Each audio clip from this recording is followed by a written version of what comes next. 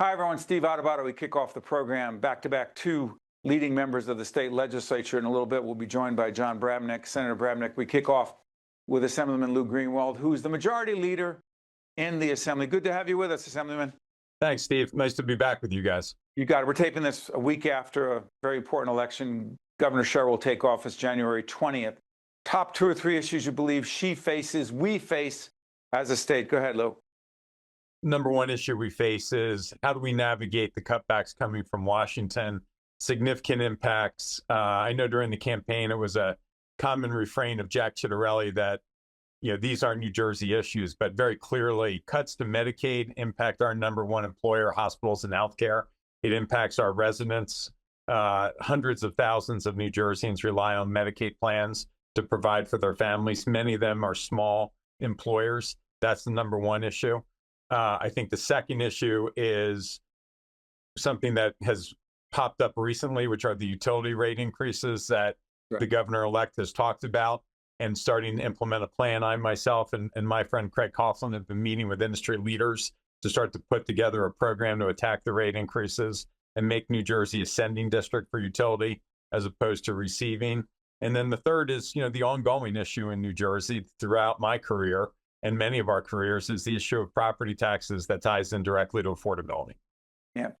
So, I mean, one of the things about you that's always interested me is your interest in media. This may not sound like a natural segue, but for those of us in public media, those of us in media, and understand the importance of media, you'll see a graphic that will come up. It simply says media matters because we do. We do for a whole range of reasons. But Assemblyman, what I'm fascinated by is you didn't just talk about it. You sponsored an initiative which turned out to produce $2.5 million for the New Jersey Civic Information Consortium. What the heck is the Civic Information Consortium? Why the money, and why do you care so much about the future of public media in the state? Assemblyman? So, Steve, it's a great issue. Thanks for bringing it up. Again, this is a unique area where the cooperation between federal and state government is really, I think, being put under a spotlight. President Trump and Washington have cut funding to programs like PBS and outlets to media. Journalism have been under attack. Journalists have been under attack. That's a scary world. I've enjoyed my relationship in my 30-year career with journalists from papers across the state. Many of them are gone today. The relationship that I used to have with Press Row is not there anymore.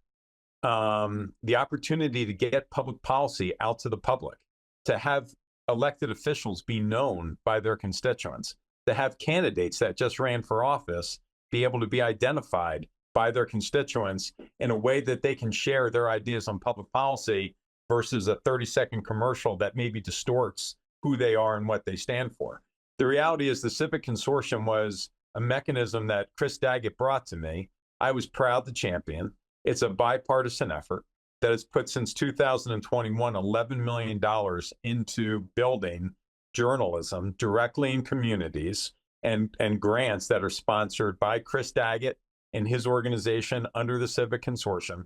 No government intervention of any kind, no weighing in, an absolute hands-off approach. Ironically, Steve, when the program was started, there was a fear that government, much like you're seeing in Washington, would step in and pick winners and losers and only award those who said nice things about us.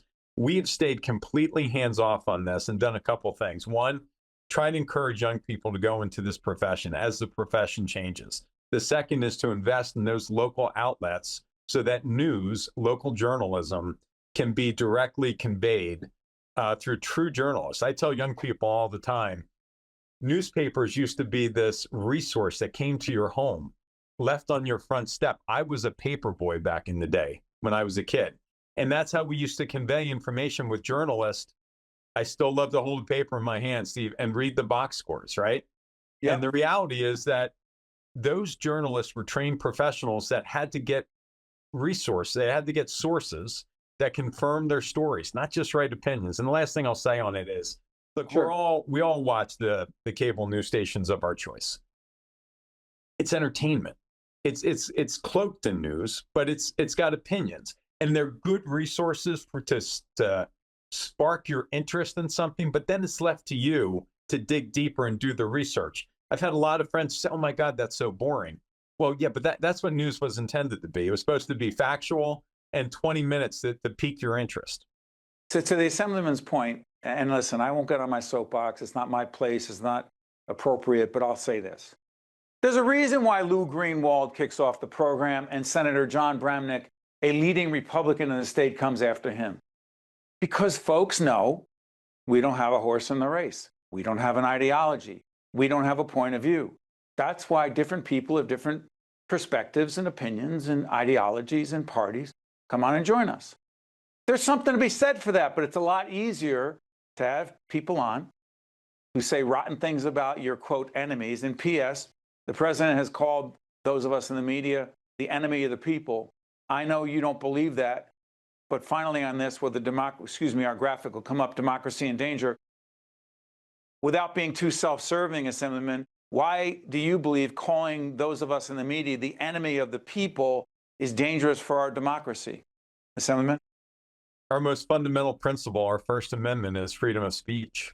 And that freedom of speech needs to be conveyed in a nonpartisan way, in a factual base. You're not my enemy if you disagree with me. And you're certainly not my enemy if you just are reporting facts. But I need outlets for people to be able to do that. 1/3 of people in New Jersey today, Steve, for your listeners, are getting their news from social media outlets or friends and family. That's dangerous.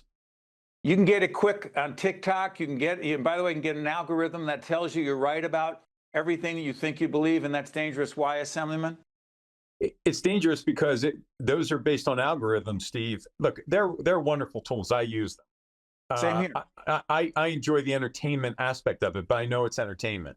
I also know that when I search something, it's based on an algorithm that continues to push similar content to me that is just reinforcing my belief, which may not be based on facts. It is difficult. And what journalists have always done traditionally is dissect those facts and present them to the listener or the reader in a way that allows you to form your opinion, not push your opinion to you over and over and over again to reinforce what may be a false narrative. It has taken the curiosity out of the American people, and I think that jeopardizes our democracy.